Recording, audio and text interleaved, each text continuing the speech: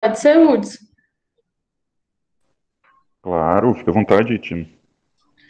Então tá bom. Boa noite, pessoal. Eu sou a Etienne de Brito e eu vou apresentar com o nosso colega interno, o Hudson Kleber. O legal é que o Hudson é interno e isso dá muito orgulho. Eu achei que ele não ia conseguir ser e ele é. E é a última apresentação dele na nossa liga. Então é muito legal que eu tive a oportunidade de fazer com ele. E ele também ia sair da liga e mesmo assim ele concordou em me ajudar, não me deixar sozinha hoje apresentando. E isso foi legal. Daí eu queria contar para vocês que isso é verdade. Ele me ajudou hoje, não me deixando sozinha para falar com vocês. E é a minha primeira aula na liga e a última do Hudson. Então, só trazendo, só falando para vocês o quanto é legal essa aula. Então, o nosso tema hoje é abdômen agudo inflamatório e a diverticulite de colo. Eu quero mais conversar com vocês. Uma, porque o conhecimento que eu vou trazer é teórico. Eu não consegui conversar com nenhum profissional sobre isso. E a gente sabe que há muitas divergências entre a prática e a teoria. Eu usei o Sexton e também usei o Clínica Cirúrgica da USP para montar o texto, né? E aí é interessante que, conversando, vendo alguns vídeos sobre abdômen agudo inflamatório, a introdução é muito generalizada, porque depois a gente vai acabar vendo os casos individuais, a apendicite, a colecistite, a pancreatite, as ites, né, do abdômen. Só que tudo para a gente ter uma noção, principalmente na cirurgia, a gente precisa ter um domínio da anatomia. Então, eu trouxe aqui algumas imagens do abdômen, e é importante porque se a gente tiver um bom domínio da anatomia, acho que a prática cirúrgica facilita e também a compreensão da fisiologia da coisa ajuda a gente a entender os sinais e sintomas da clínica. Então, aqui nesse corte coronal, a gente vai ver aqui a estrutura do ser humano, é como se a gente estivesse vendo de trás para frente. Se tivesse a tampa aqui desse corte coronal, eu ia estar vendo a bunda desse indivíduo aqui. Então, cortou, retirou as vísceras da cavidade, e aqui eu estou vendo o peritônio. Não sei, acho que para mim é mais novo do que para vocês. Vocês já viram a anatomia mais completa. Mas o peritônio tem essa película aqui envolvendo a cavidade, essa película está envolvendo o anterior, então, como esse corte está de trás para frente, a gente está vendo aqui o lado direito e aqui o esquerdo. Aqui tem um cortezinho mostrando que é uma película, ó. Aqui não tem, mas aqui tem. Aí a gente consegue ver que o peritônio vai dar continuidade, ó, ele consegue prolongar no ligamento falciforme e no ligamento oval do fígado. Aqui a gente consegue ver o aumento maior, como se fosse uma cortina sobrepondo as vísceras que estão no abdômen, o ligamento redondo e o ligamento falciforme sobre o fígado. E aí a gente consegue perceber nessa imagem em especial, nessa terceira aqui, como que funciona o peritônio. Então o peritônio começa aqui de cima, revestindo a superfície inferior do diafragma. Aí ele vai rebate sobre o fígado, cobrindo toda a película do fígado. É o que a gente chama de cápsula de Gleason, a famosa cápsula de Gleason, que dá sensibilidade para o fígado. Ó, o peritônio ele vai, recobre o fígado, reveste o fígado, aí rebate aqui formando o aumento menor aqui. A gente consegue perceber que forma tipo um canudo. Aí nesse canudo, a tríade do hilo hepático passa aqui dentro. No caso, a veia porta, a artéria hepática e o colédoco vão passar bem aqui no aumento menor, claro, revestidos pelo peritônio. E aí o peritônio anteriormente vai revestir o estômago, e aí ele vem formando a membrana anterior do aumento maior. E aí a gente consegue perceber que o aumento maior, ele é uma bicamada, né? Bicamada. Ele tem a lâmina anterior e a lâmina posterior, como se o peritônio viesse e fizesse uma alça para formar o aumento. Aí sobe o peritônio aqui e adentra aqui o cólon transverso. Aí a gente consegue ver o cólon transverso. O peritônio consegue subir mais uma vez. E aqui é interessante porque tem essa região aqui que é chamada de retroperitoneal. Então, tem algumas estruturas que eu achava que eram só os rins. Os rins são famosos porque são retroperitoneais. Mas tem o pâncreas aqui, ó, em destaque. E também a veia aorta, retroperitoneais. Quer dizer, não estão dentro da cavidade.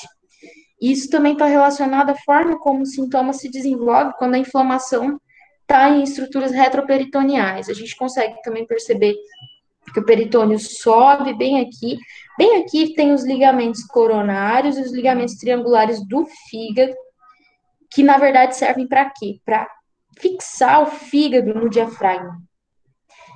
E é interessante, porque o fígado ficar preso no diafragma, isso vai se relacionar com a forma como o sintoma de uma inflamação peritoneal vai se manifestar num paciente. Então, o peritônio ele ainda vai descer. Quando ele desce, aqui, ó, ele vai lá, ó, no saco de Douglas, tem uma relação com a parte anterior do reto. Então, a gente consegue perceber que afecções no reto podem invadir o peritônio, a bexiga. E o peritônio ele tem uma continuidade aqui, ó, formando como se fosse uma serosa laminar que vai recobrir o intestino delgado e as alças do intestino delgado. E cada vez que ele recobre, estica, fazendo essas alças, ele vai gerando aqui, então, o mesentério. E aí, por que que eu preciso destacar isso? Porque tanto o aumento quanto o mesentério tem bastante tecido adiposo, olha como é amarelado. E tecido adiposo é vascularizado e enervado.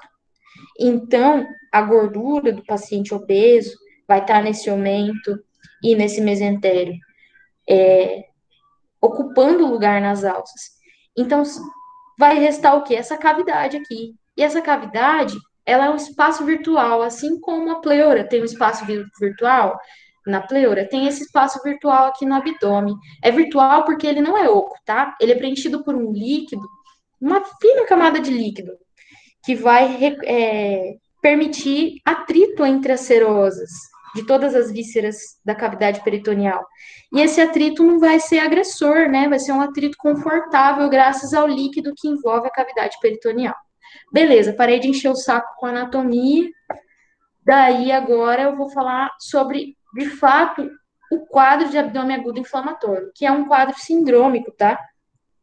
Significa que são um conjunto de sintomas, a gente não precisa dizer qual a origem.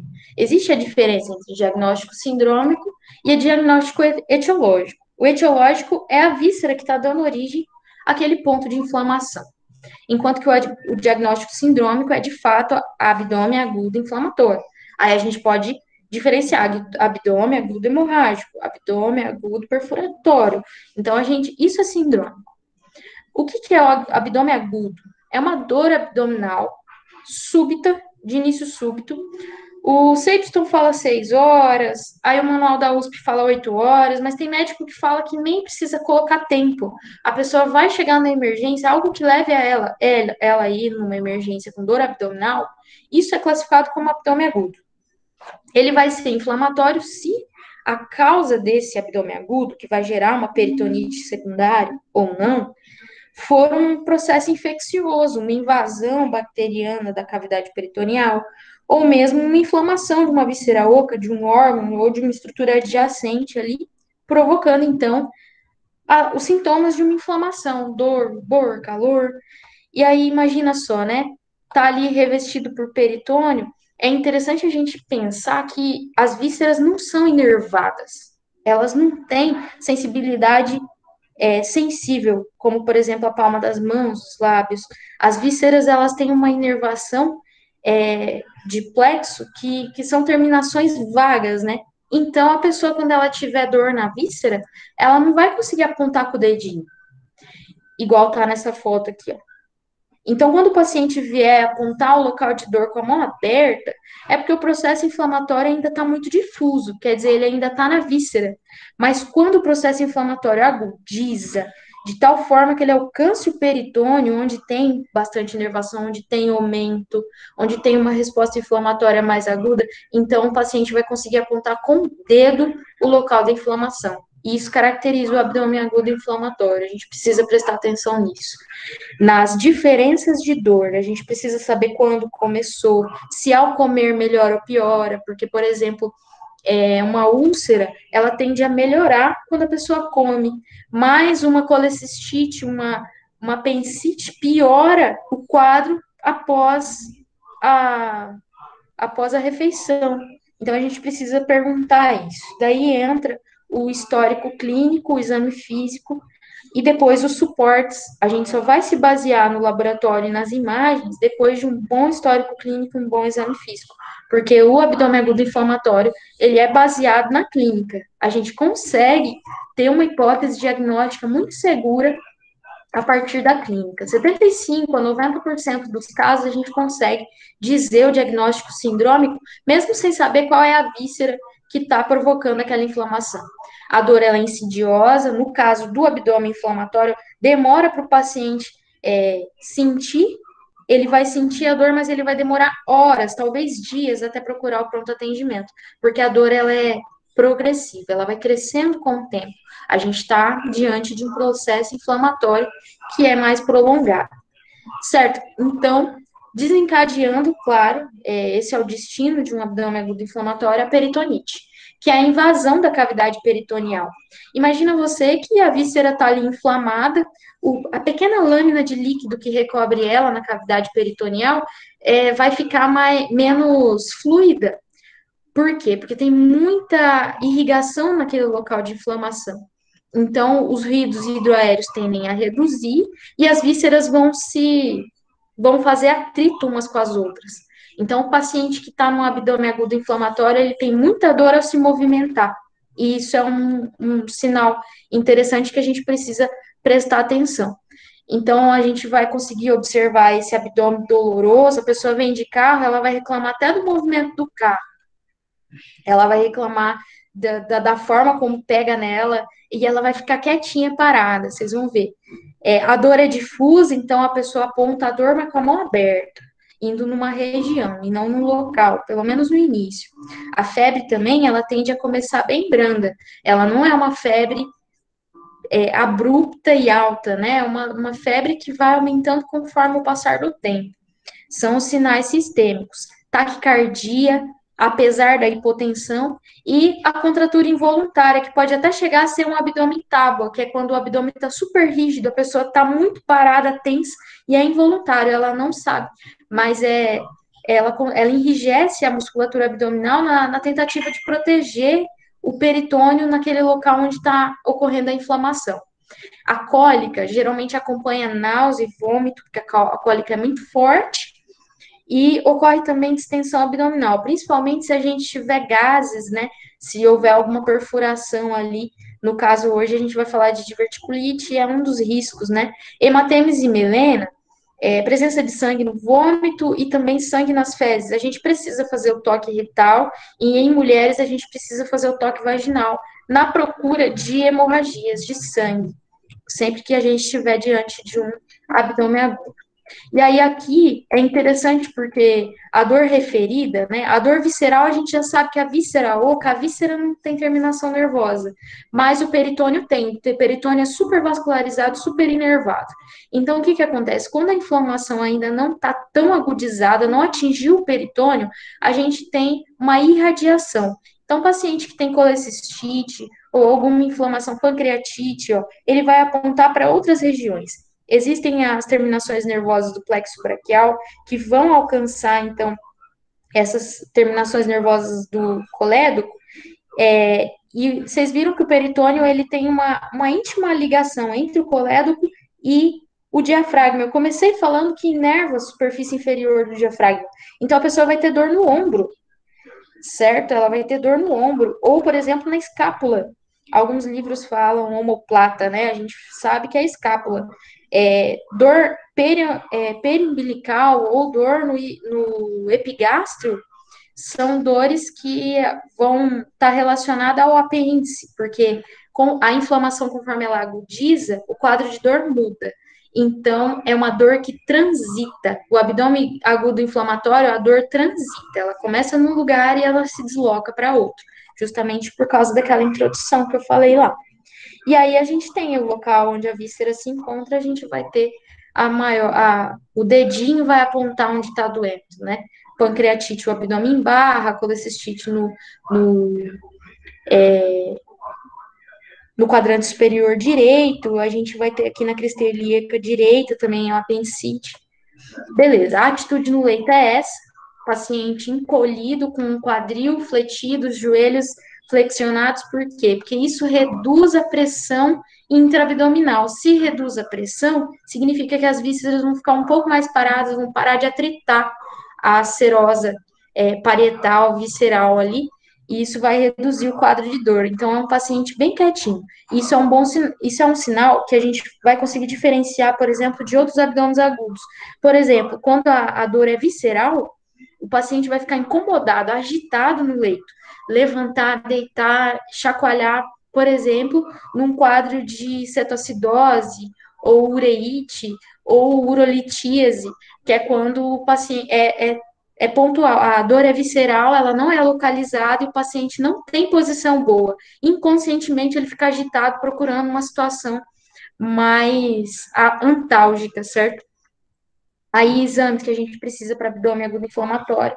A radiografia, ela tem sido clássica, que tem, por exemplo, uma pancreatite, tem um sinal de cutoff, é o nome desse sinal, e aqui a gente tem peritonite, pneumoperitônio, tá vendo que tem gás aqui? Sempre que tiver gás, a gente vai ter que desconfiar de necrose, infecção, porque deslocou gás para o peritônio, as vísceras ocas vazaram gás ali para o abdômen. Então, a radiografia é o exame mais barato, mais acessível, e a gente precisa pedir incidência AP em ortostático, pedir decúbito dorsal lateral, e não pode esquecer da PA do tórax. A PA póstero anterior do tórax precisa, para ver justamente esse subdiafragmático aqui, esse espaço subdiafragmático aqui, ó. A gente precisa ver a bolha, ver se tem gás na cavidade peritoneal.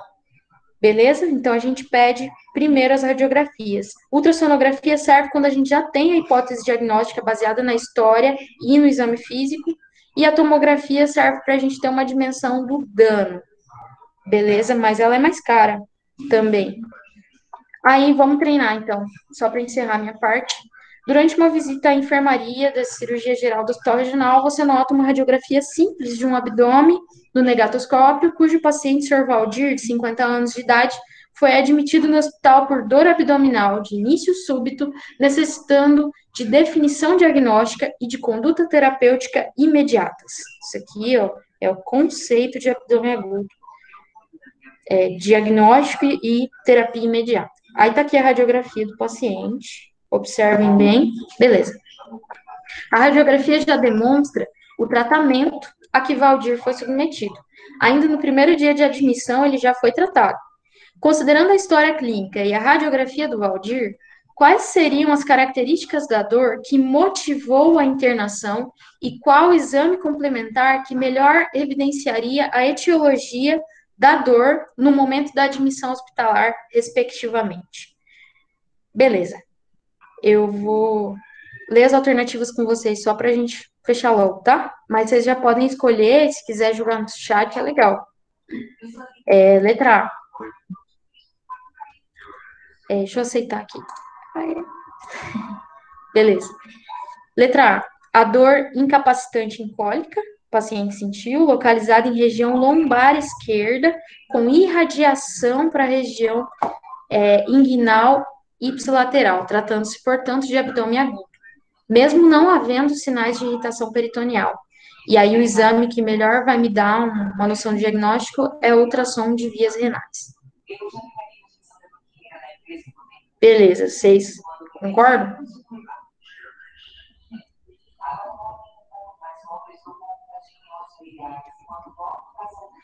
Bora lá. Ele já foi tratado. B. Dor em pontada, localizada em flanco esquerdo, referida em região escapular, tratando-se, portanto, de abdômen agudo, mesmo não havendo sinais de irritação peritoneal. E aí o melhor exame é a ultrassonografia de vias biliares. Letra C, dor em cólica incapacitante, localizada em região lombar direita.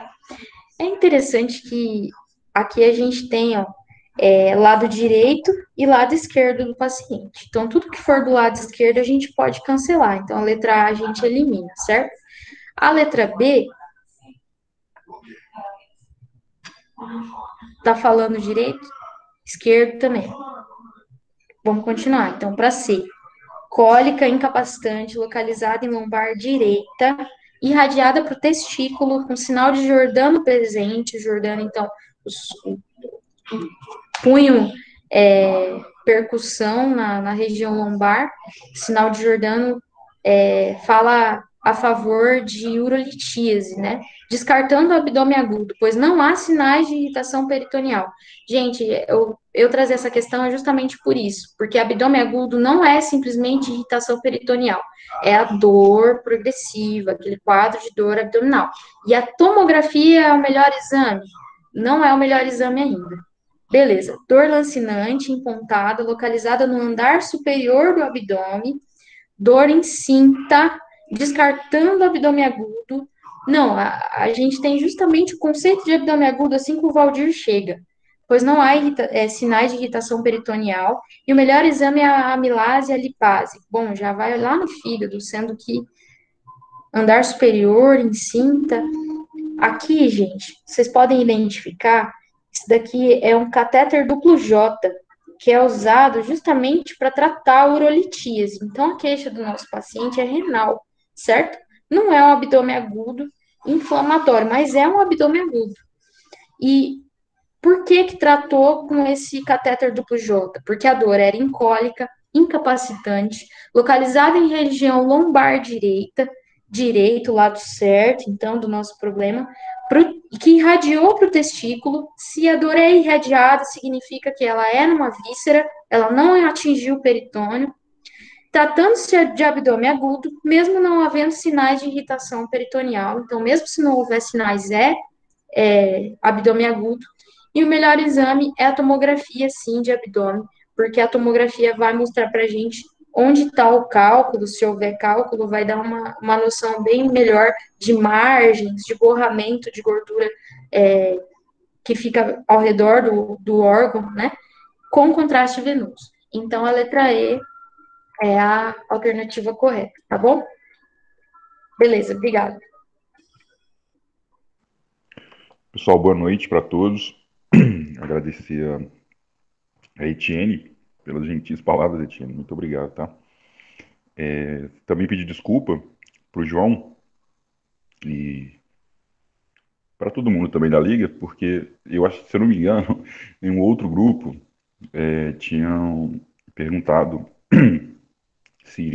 quem iria continuar na Liga, e eu me recordo que eu não coloquei o nome na lista, então para mim estava subentendido que tinha entendido que eu ia sair. Eu, aliás, apesar, né, de estar no grupo ainda, era mais para saber sobre certificação, enfim. Estendo meu pedido de desculpas a todo mundo.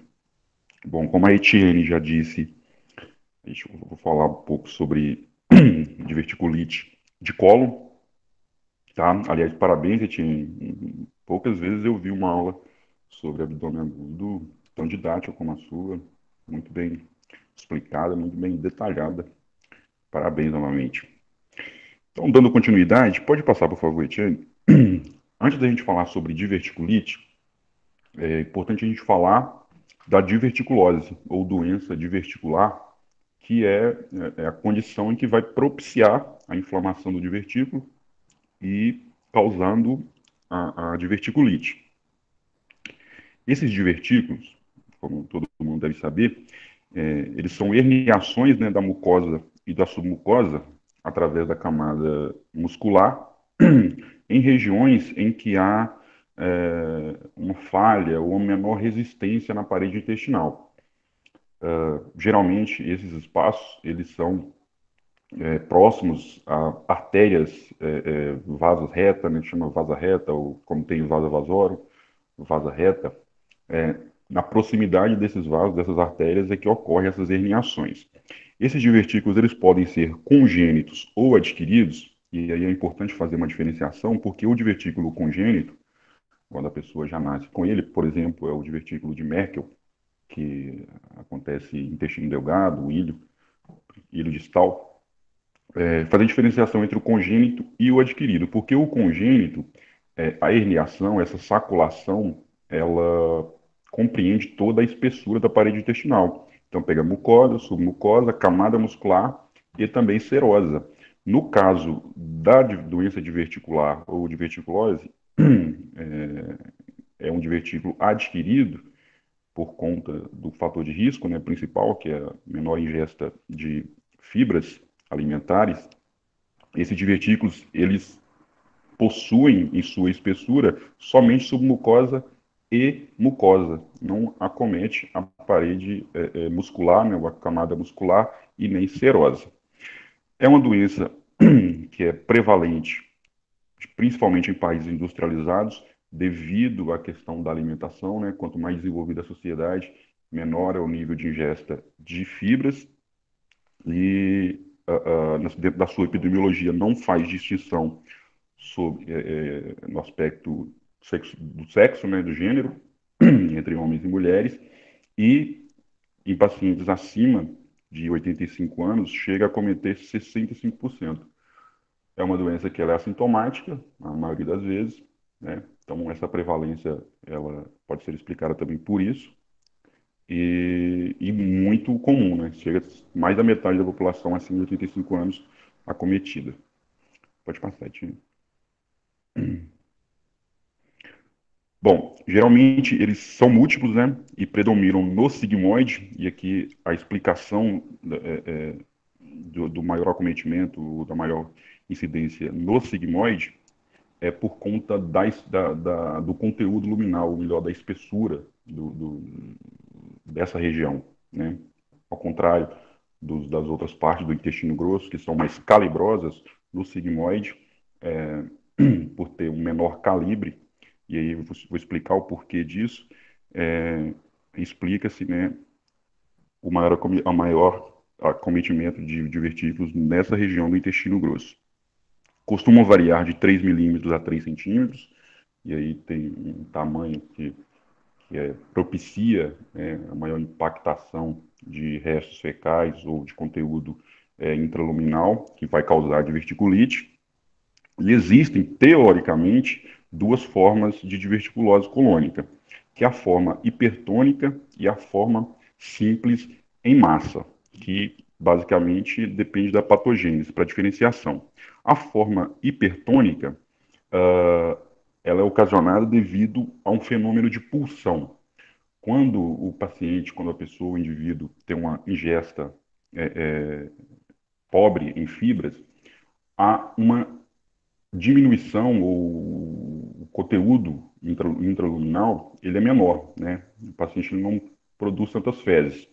Com isso, há um toque entre as camadas, entre as paredes do intestino, fazendo com que haja um aumento de pressão, né, nos movimentos peristálticos. E aí, com esse aumento de pressão, devido à lei de Laplace, e a gente não precisa explicar isso aqui, mas com esse aumento da pressão, faz com que ocorram, né, essas herniações, essas saculações e formem os divertículos. Perdão. A outra forma é a forma simples em massa, que é devido à fraqueza da camada muscular, geralmente por uma deficiência na produção de colágeno, como ocorre, por exemplo, na síndrome de Ehlers-Danlos. E as complicações clássicas da doença diverticulosa, a diverticulite, que acontece em 25% dos casos, e hemorragia digestiva baixa, que não é o nosso objetivo aqui hoje. Então tá aqui um esqueminha, né, para mostrar esses divertículos, nessas saculações, herniações, e uma imagem colonoscópica dos divertículos, como é visto quando é feita a endoscopia digestiva baixa.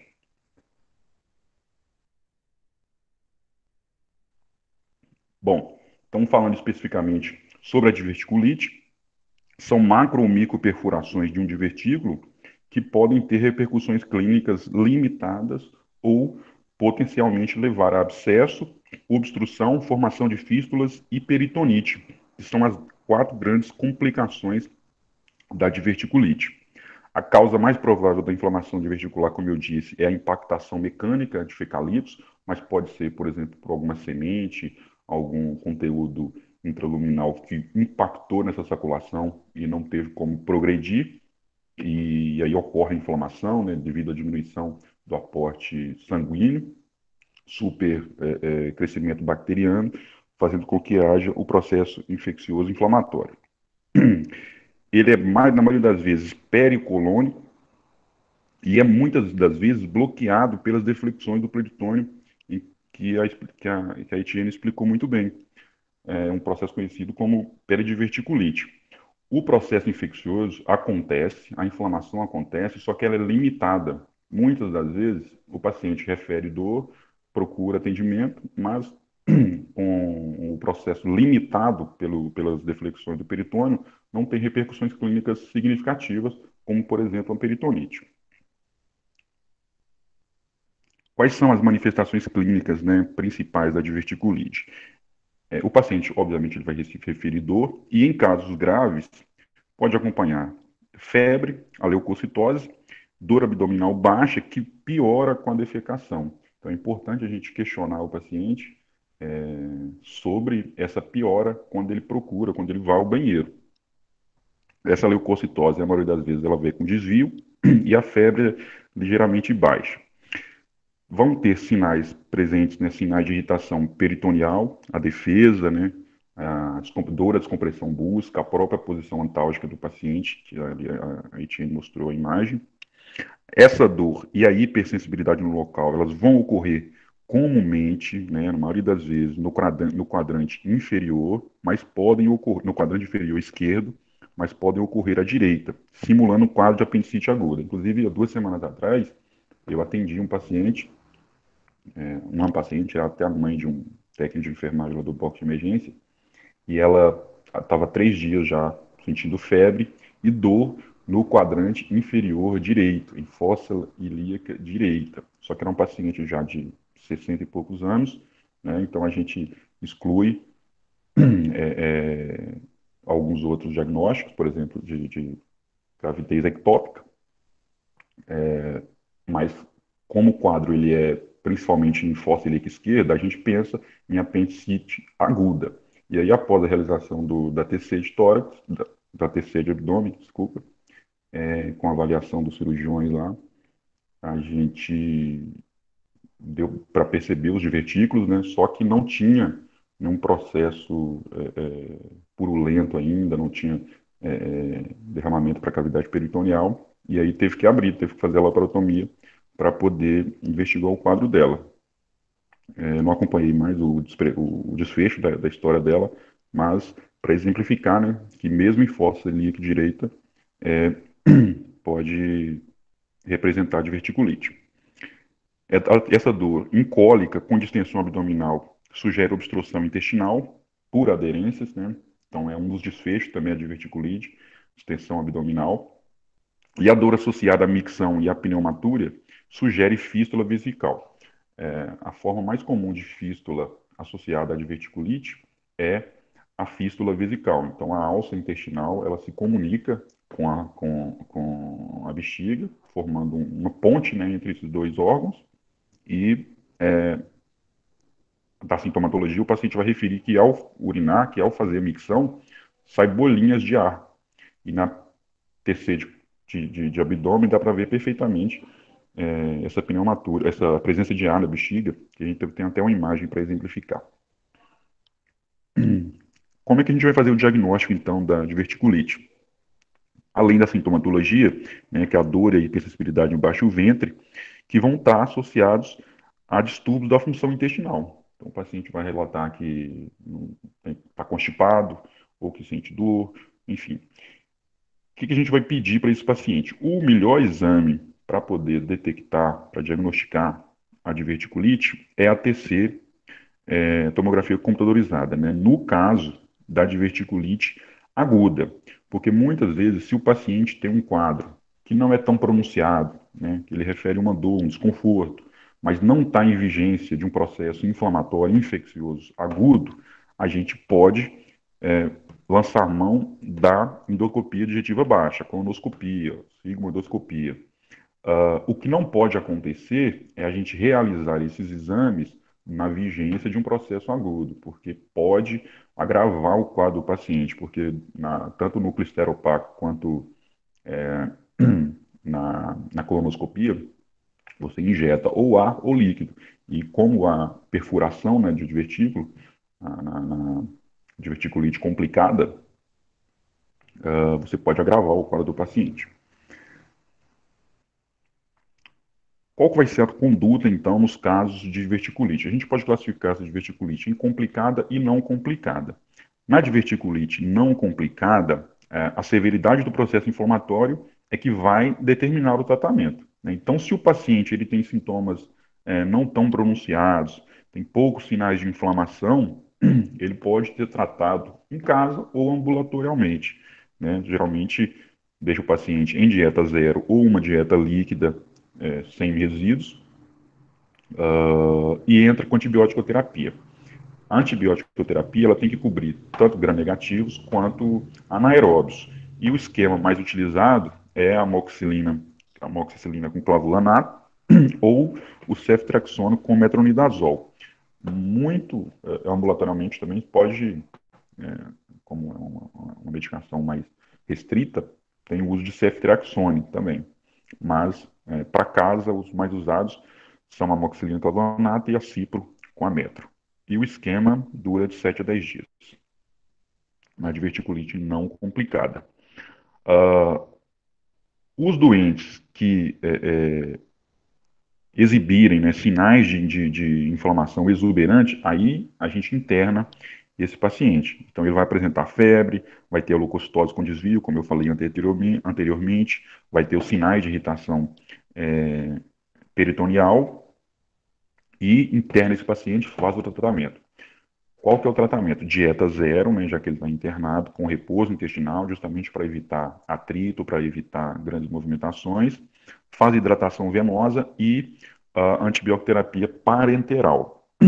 Na maioria das vezes, esses pacientes em 48, 2, 3 dias, 48 horas, 72 horas, eles apresentam melhora, ganham alta e retornam após 4 ou 6 semanas para um exame de colonoscopia, de endoscopia digestiva baixa. Por que que a gente tem que fazer isso? Porque, como eu disse, não pode fazer na vigência de um processo agudo, sob o risco de agravar. E também para diagnosticar ou para excluir outros diagnósticos diferenciais, como carcinoma de cólon, como a doença inflamatória intestinal e a própria diverticulite, né? Então é importante fazer após 4 ou 6 semanas da resolução do quadro. Pode fazer a miperidina para analgesia ou deve-se fazer a analgesia preferencialmente pela miperidina, porque ela tem um efeito também de relaxamento, né, das alças intestinais, e não se pode fazer morfina, porque ela aumenta a pressão intracolônica, então é contraindicado o uso dessa medicação. O que a gente vai fazer na diverticulite complicada? Na maioria das vezes, o tratamento ele é cirúrgico. E aí pode ser tanto pela laparotomia, a gente vai falar sobre a calcificação de rinite, ou quanto pela vídeo. E as 4 grandes complicações da diverticulite complicada é o abscesso, a obstrução, formação de fístulas e a perfuração livre na cavidade, né, com peritonite generalizada. Essa abordagem cirúrgica, ela independe do primeiro episódio, porque é o seguinte, quando o paciente ele apresenta 1 ou 2 episódios não tão pronunciados de diverticulite, a tendência, a chance de ele complicar num terceiro evento é muito grande. Então, se o paciente fez uma, fez duas, você não vai esperar para ele fazer terceira diverticulite, já vai partir para o procedimento cirúrgico. E existe uma escala que chama essa escala de Ritchie, que vai estagiar a doença como também o prognóstico. Ela é dividida em 4 estágios e aí usa-se mais essa escala para o procedimento cirúrgico a ser adotado.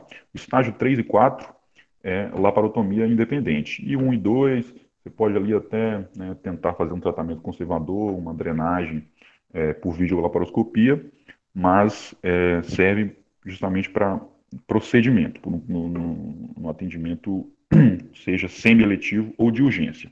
Então, esse estágio, essa classificação de Ritchie, tem o estágio 1, em que o abscesso, ele é pericólico ou mesentérico, então há um processo inflamatório, infeccioso, porém ele é limitado, que está ali restrito a uma pequena área. No estágio 2, a gente vai ter um abscesso à distância, então derramou para a cavidade epitelial, foi parar na pelve ou mesmo no retroperitônio, então a gente tem um processo à distância do sítio inicial. No estágio 3, tem uma peritonite purulenta generalizada, porque todo abscesso, todo diverticulite perfurada acaba extravasando um pouquinho, né, de pus, secreção purulenta, mas não é generalizado. No estágio 3 de Rinchen, a gente tem essa peritonite purulenta generalizada. E no estágio 4, que é o estágio mais grave, que é o quadro mais grave do paciente com diverticulite, que é a peritonite fecal generalizada, que se não for tratada prontamente, pode levar a sepse e óbito do paciente. Bom, sobre cada um dessas complicações, os abscessos pericólicos e ou intramesentéricos, como eu disse, eles vão apresentar então uma irritação peritoneal restrita e o paciente vai aparecer com taquicardia e leucocitose, que são diretamente ligadas ao estágio ou à exuberância do quadro, né? Quanto maior é o processo infeccioso inflamatório, maior a leucocitose e taquicardia. A conduta vai ser a drenagem percutânea, né? Quando esse abscesso for detectada na TC de abdômen. Os abscessos pequenos, geralmente menores que 2 centímetros, eles vão responder à antibiótica terapia isolada, sem a necessidade de drenagem. Então, muitas das vezes, você pode fazer o tratamento dessa condição de forma conservadora. E aí, após a cirurgia para a drenagem, né, não precisa ser a láparo, após a cirurgia, 6 semanas depois, a gente faz novos exames ou mesmo a cirurgia de Hartmann, que eu vou falar daqui a pouco, que é a escolhida desses tratamentos. Aí nessa imagem a gente vê o abscesso, né, aquela região lá, não vou conseguir apontar, mas a região mais branca, isso, Etienne, demonstrando, né, a formação do abscesso de uma diverticulite. Essa terceira está no sexto. Pode passar. Na obstrução, elas vão acometer mais, o quadro de obstrução intestinal vai acontecer mais comumente no intestino delgado, apesar do divertículo estar presente no intestino grosso, a obstrução é por aderência das alças do intestino grosso ao intestino delgado, fazendo com que haja a obstrução. E a conduta a ser observada é a drenagem nasogástrica descompressiva mais antibiótico terapia. A indicação cirúrgica, nesse caso, fica reservada às obstruções que são refratárias a esse tratamento. Então, o paciente chegou com obstrução, tentou fazer o procedimento mais conservador. Não conseguiu, é refratário, a gente parte para a cirurgia. E uma rara complicação é a obstrução do sigmoide por hipertrofia da camada muscular. E aí tem que partir para sigmoidectomia, retirada do sigmoide, né? As fístulas, como eu disse, né, as comunicações entre dois órgãos, né, poucos. A mais comum é a colovesical e o paciente com uma fístula, no caso das colovesicais, ele vai apresentar também uma queixa de infecção urinária. Então, além do quadro já característico da diverticulite, ele vai apresentar também uma queixa à micção. A gente vai ter um espessamento colônico das paredes, a presença de divertículos e ar na bexiga. Esses três achados vão corroborar o diagnóstico de fístula colodovesical. E o controle do quadro infeccioso é feito, né, como toda a abordagem da diverticulite, e em seguida prepara-se adequadamente o sigmóide. O que é preparar? É a gente controlar o processo infeccioso e fazer essa cirurgia depois. Então, é uma cirurgia que é semi-eletiva, não precisa ser um tratamento de urgência. Aqui na TC a gente vê lá a bolinha lá na bexiga, né? Demonstrando que tem ar dentro da bexiga, então tem uma fístula colovesical, outra imagem do septo. E a perfuração livre, que é a complicação mais grave, né? Podendo levar a uma pneumonite purulenta ou uma peritonite fecal, requer ressuscitação volêmica agressiva, né? Um paciente que está em risco de sepse, antibiótico-terapia, logo de início, e a laparotomia de urgência. Tem que abrir o paciente para poder fazer a lavagem da cavidade abdominal e ressecar o segmento que está perfurado. Pode passar.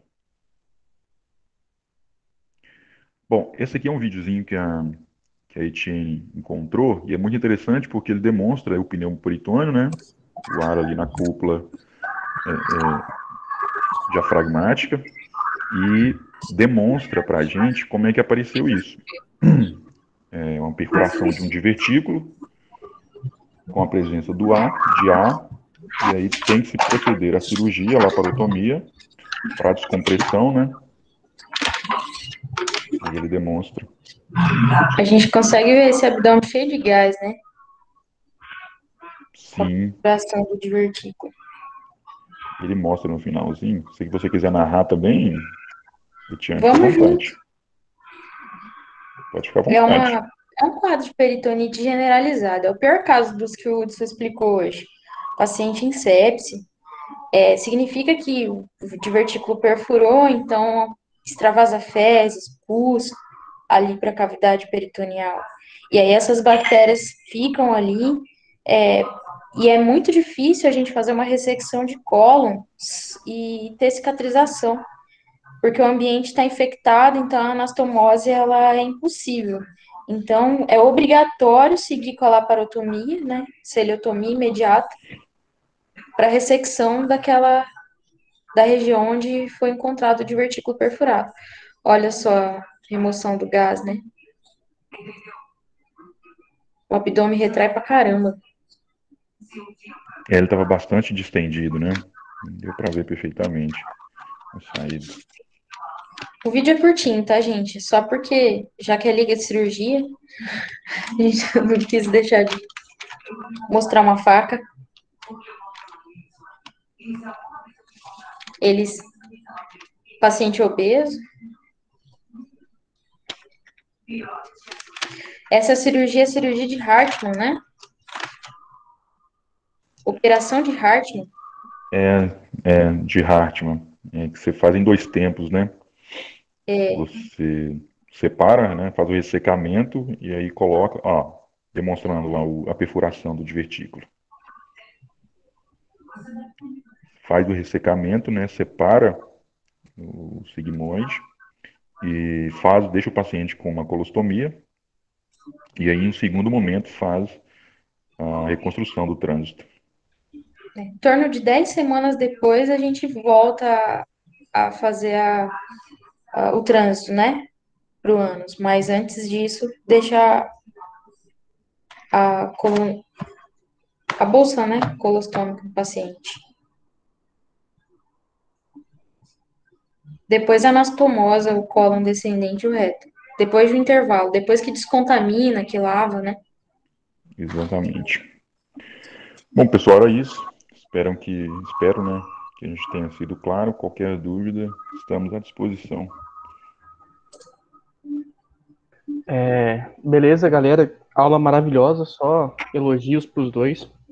Realmente muito bom, desde a abordagem da Etienne da anatomia e descrição do abdômen agudo e do Hudson também trabalhando a partir de divertículos. Só elogios mesmo e muito obrigado por terem tamanha dedicação e ter trago uma aula tão boa para a gente. Valeu. E só não esqueçam de assinar também aí a listinha de presença, tá? Tá tudo ali no chat, é só vocês olharem. Tá o link e a palavra-chave. E, mais uma vez, só agradecimentos aí. Obrigadão. Gente, quero pedir para mandar de novo que eu saí do celular e entrei pelo notebook no meio e não está aparecendo para mim. Nem o link e nem a palavra-chave, por favor. Obrigada. Parabéns, pessoal. Foi excelente a aula, muito boa para os dois. A Isa, mandei aí no link de novo. Obrigada, Obrigada, João. gente. Obrigada, gente. Valeu mesmo. Tchau, tchau, gente. Muito Isso aí. obrigado. Valeu, galera. Até semana que vem. Valeu.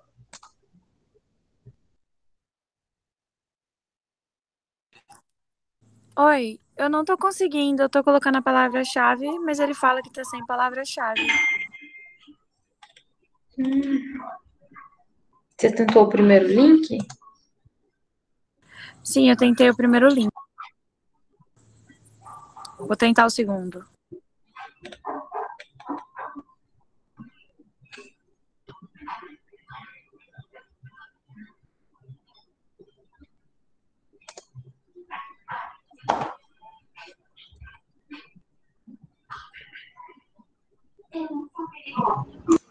Tchau, obrigada. Tchau, Isa.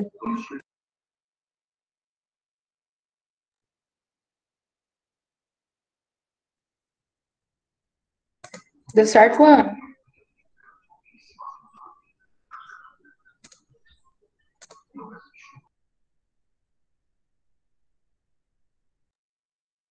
Pelo celular, não sei se é isso.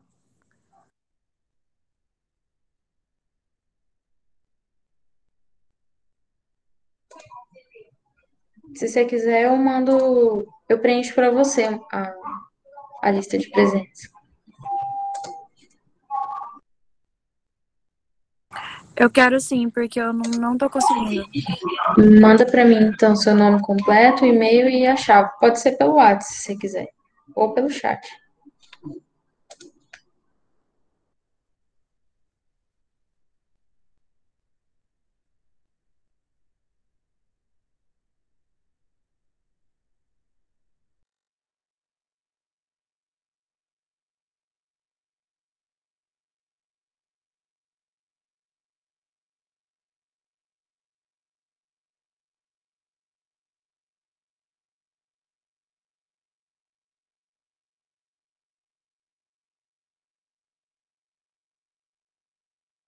Mandei no chat. Se você puder ver, tipo. Beleza. Show de bola. Presente.